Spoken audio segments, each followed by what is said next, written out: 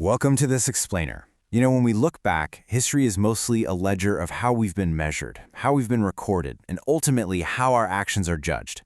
Throughout time, humanity has faced just countless trials, right? Wars, devastating economic collapses, massive social upheavals. But there is a very specific category of historical crisis that operates on a completely different level. It's the kind of crisis that doesn't just affect human systems, but literally the very earth we stand on. So today, we're going to look at a singular claim made about one of these events.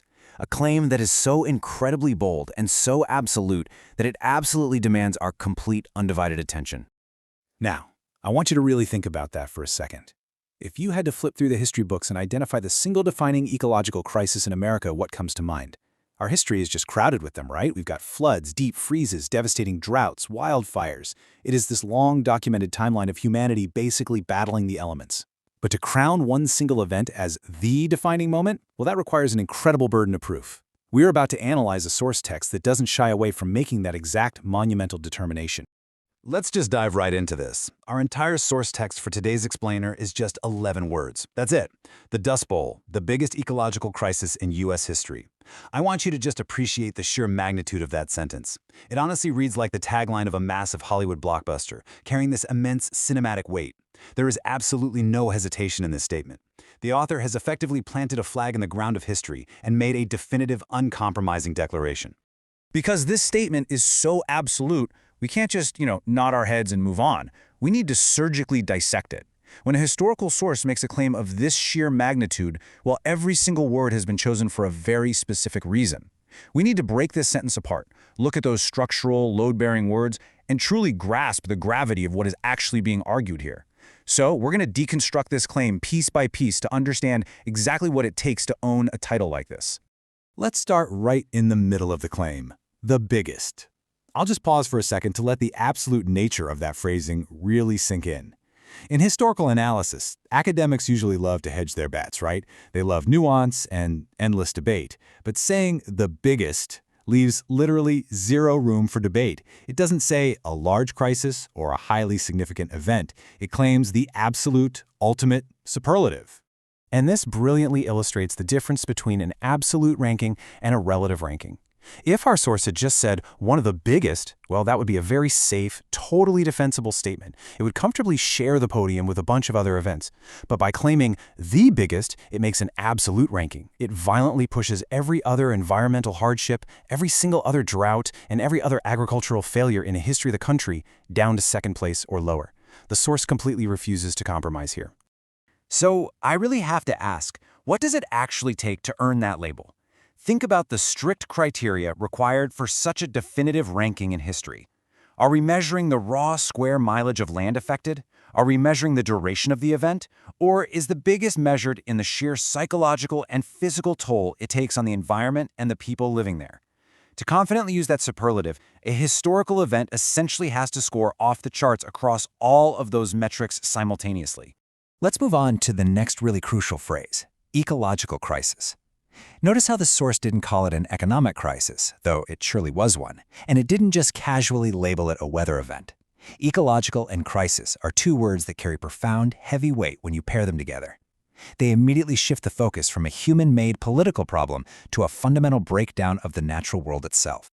To really understand the source's implication, we have to look at what that actually means on a granular level. An ecological crisis is a situation where the environment of a species or a population changes in a way that destabilizes its continued survival. This isn't just a bad season for crops, guys. This implies a fundamental, frankly terrifying disruption of the delicate balance between land and life. It means the very environment that sustains a population has actively turned hostile to its survival. There is a distinct line in the sand here between a disaster and a crisis. A sudden natural disaster like, say, an earthquake or a hurricane is an acute event. It happens, the terrible damage is done, and the long recovery begins. But a prolonged ecological crisis? That is entirely different. It is a slow, creeping, systemic failure. It means the foundational systems of the Earth itself are unraveling over time.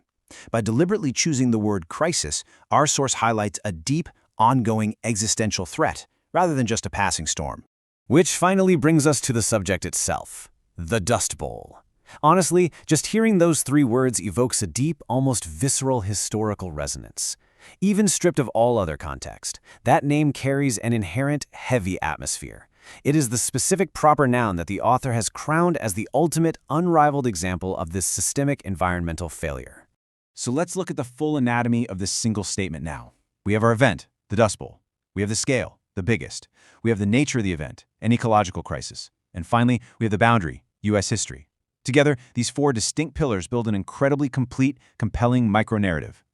The source isn't just naming a random event, it is constructing a precise, rigid framework to tell us exactly how we must remember it. Let's zero in on that final phrase for a moment, the actual boundary of the claim, in U.S. history. This provides the immense temporal and geographical arena for the whole statement. It doesn't just mean the biggest of its specific decade or the biggest in a certain local region. No, it applies the claim across the entire timeline of the United States, across all of its vast, diverse geography. It is literally the ultimate measuring stick the source uses to frame the sheer magnitude of the event. Think about the incredible logical steps required to make such a sweeping historical judgment. First, the author had to acknowledge centuries of environmental events across a massive, sprawling continent.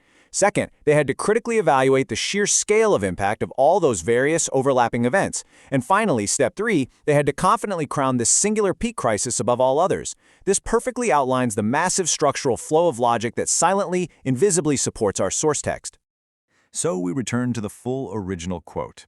The Dust Bowl, the biggest ecological crisis in U.S. history.